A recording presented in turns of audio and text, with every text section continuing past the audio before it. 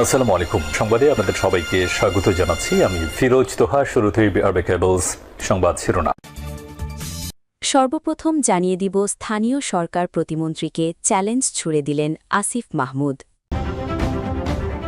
তারপর জানিয়ে দিব, পাটোয়ারিকে বাঁচাতে এগিয়ে আসেনি জামায়াত এমপি ও শিবির সভাপতি রাশেদ খান।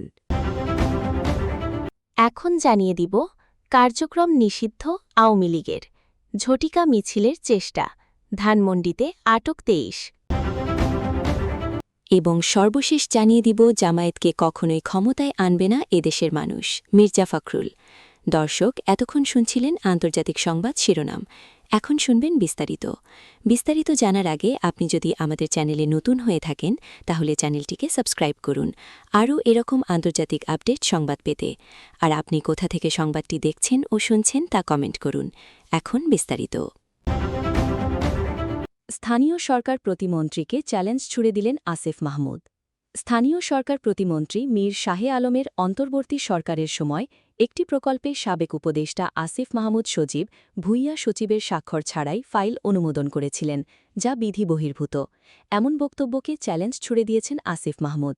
এর প্রেক্ষিতে তিনি বলেছেন, তার যদি সৎসাহস থাকে, তিনি যদি নিজের বক্তব্যে অটল থাকেন, তাহলে আগামীকালের মধ্যেই এই ফাইলটি জনগণের সামনে স্পষ্ট করবেন। শনিবার ২৩ মে সন্ধ্যায় সামাজিক যোগাযোগ মাধ্যম ফেসবুক লাইভে এক ভিডিও বার্তায় তিনি বিষয়টি ব্যাখ্যা করেন। আসিফ বলেন, শাহে আলম বলেছেন, সচিবের স্বাক্ষর ছাড়াই উপদেষ্টা অবৈধভাবে ফাইল পাস করেছেন। কিন্তু প্রশ্ন হল, কোন ফাইল? কারণ ফাইলে তো স্বাক্ষর অন পেপারেই থাকার কথা। অনেক সময় সচিব বিদেশ সফরে থাকলে সিনিয়র কোনো অতিরিক্ত সচিবকে রুটিন দায়িত্ব দেওয়া হয়, তখন তিনিই স্বাক্ষর করেন। তিনি আরও বলেন, সচিবের স্বাক্ষর ছাড়া বা সচিবের টেবিল হয়ে উপদেষ্টা কিংবা মন্ত্রীর টেবিলে আসারই কথা না, আসাই সম্ভব না। এটা অনুমোদন দেওয়া তো অনেক দূরের আলাপ। আসিফ বলেন, সচিবের অনুপস্থিতিতে কোনো ফাইলে উপসচিব, যুগ্ম সচিব, অতিরিক্ত সচিব, সচিব ও মন্ত্রী স্বাক্ষর করেন। এর মধ্যে কেউ অনুপস্থিত থাকলে অতিরিক্ত সচিবের কাছে আসতে কোনো বাধা নেই। সচিব নেই, কিন্তু জনগুরুত্বপূর্ণ কোনো ইস্যু আজকের মধ্যেই সমাধান করতে হবে, তখন মন্ত্রী চাইলে অতিরিক্ত সচিবের ধাপও ওভাররাইড করতে পারেন। কারণ চূড়ান্ত কর্তৃত্ব মন্ত্রী বা উপদেষ্টারই, বাকিরা শুধু প্রক্রিয়ার অংশ। তিনি আরও বলেন, তাহলে মন্ত্রী সেটা দিতেই পারেন, এটা অবৈধ কিছু না। তবে ঘটনাটা যেভাবে উপস্থাপন করা হচ্ছে তাতে মনে হচ্ছে সচিবকে গোপনে বা অগোচরে রেখে কিছু করা হয়েছে। আমি শাহে আলমকে আহ্বান জানাব, এক্স্যাক্ট কোন ফাইল সেটা স্পষ্ট করুন। ধোঁয়াশা রাখার কিছু নেই। কোনো ফাইল নিয়ে সন্দেহ থাকলে আমি উত্তর দিতে প্রস্তুত। পাটোয়ারিকে বাঁচাতে এগিয়ে আসেনি জামায়াত এমপি ও শিবির সভাপতি রাশেদ খান। বিএনপি নেতা রাশেদ খান এক ফেসবুক পোস্টে অভিযোগ করেছেন, ঝিনাইদহে নাসির উদ্দিন পাটোয়ারি বিপদে পড়লে জামায়াতে ইসলামীর এমপি ও ছাত্র শিবিরের সভাপতি কেউই এগিয়ে আসেননি। গতকাল শুক্রবার ঝিনাইদহ শহরের পুরাতন ডিসিকোর্ট এলাকায় হামলার শিকার হন নাসির উদ্দিন।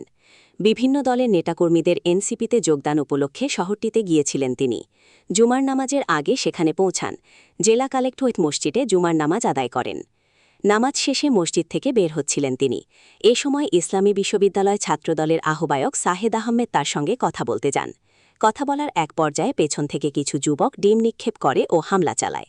এতে এনসিপির কয়েকজন স্থানীয় নেতাকর্মী আহত হয়েছেন। রাশেদ খান জানান, ঝিনাইদহ ২ সদর আসনের বর্তমান সংসদ সদস্য জামায়াতে ইসলামীর আলী আজম মোহাম্মদ আবু বকর, শিবির সভাপতি নুরুল ইসলাম সাদ্দামরা নাসির উদ্দিন পাটোয়ারিকে উদ্ধারে ন্যূনতম উদ্যোগ নেননি। পোস্টে তিনি লেখেন, ঝিনাইদহ ২ সদর আসনের বর্তমান সংসদ সদস্য হলেন জামায়াতে ইসলামীর আলী আজম মোহাম্মদ আবু বকর। তিনি নাসির উদ্দিন পাটোয়ারিকে উদ্ধারে ন্যূনতম এগিয়ে আসেননি। নাসির উদ্দিনের পাটোয়ারির নিজের লাইভে শোনা গেল, এটা ছাত্র শিবিরের সভাপতির এলাকা, তাকে সহ সবাইকে বলা হয়েছে, তিনিও আসেননি। রাশেদ খান আরও জানান, শুরুতে শিবিরের কিছু কর্মী পাটোয়ারির সাথে থাকলেও পরে সম্ভবত সিনিয়রদের পরামর্শে সরে পড়েন। ঘটনার সময় এনসিপি নেতা তারেক রেজার কিছু সহযোগী ও এনসিপির অল্প সংখ্যক নেতাকর্মী উপস্থিত ছিলেন। তারেক রেজার নীরবতা সম্পর্কে তিনি লেখেন, তারেক রেজা সম্ভবত নাসির উদ্দিন পাটোয়ারির মিথ্যাচারের দায় নিতে চায়নি, এজন্য সেও চুপচাপ ছিল। পাটোয়ারির দেওয়া আইনমন্ত্রীর এলাকা মন্তব্যকেও সরাসরি মিথ্যা বলেছেন রাশেদ খান। তিনি লেখেন, নাসির উদ্দিন পাটোয়ারি লাইভে মিথ্যাচার করল, এটা আইনমন্ত্রীর এলাকা। এটা আইনমন্ত্রীর এলাকা বা আসন নয়। তিনি শৈলকুপা থেকে এমপি নির্বাচিত হয়েছেন। এটা ঝিনাইদহ সদর থেকে প্রায় ২২ কিলোমিটার দূরে। তিনি আরও জানান, ঝিনাইদহের 4টি আসনের মধ্যে 3টিই জামায়াতে ইসলামী পেয়েছে।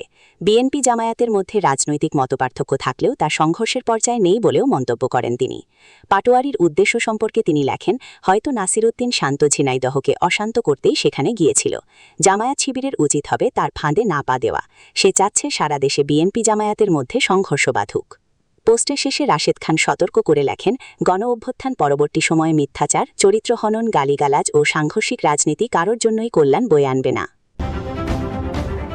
কার্যক্রম নিষিদ্ধ আওয়ামী লীগের ঝটিকা মিছিলের চেষ্টা, ধানমন্ডিতে আটক 23।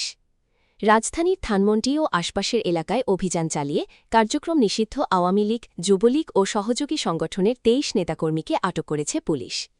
শুক্রবার 22 মে মিছিলের প্রস্তুতি ও ঝটিকা কর্মসূচির চেষ্টা করার সময় তাদের আটক করা হয়। আটক ব্যক্তিদের মধ্যেই দেশের বিভিন্ন জেলা ও উপজেলার গুরুত্বপূর্ণ নেতাকর্মী রয়েছেন বলে জানিয়েছে পুলিশ। বিষয়টি নিশ্চিত করেন রমনা বিভাগের ধানমন্ডি জোনের অতিরিক্ত উপপরিদর্শকের এডিসি জিসানুল হক। তিনি জানান, ধানমন্ডি 32 নম্বর ও আশপাশের এলাকায় অভিযান চালিয়ে 23 জনকে আটক করা হয়েছে।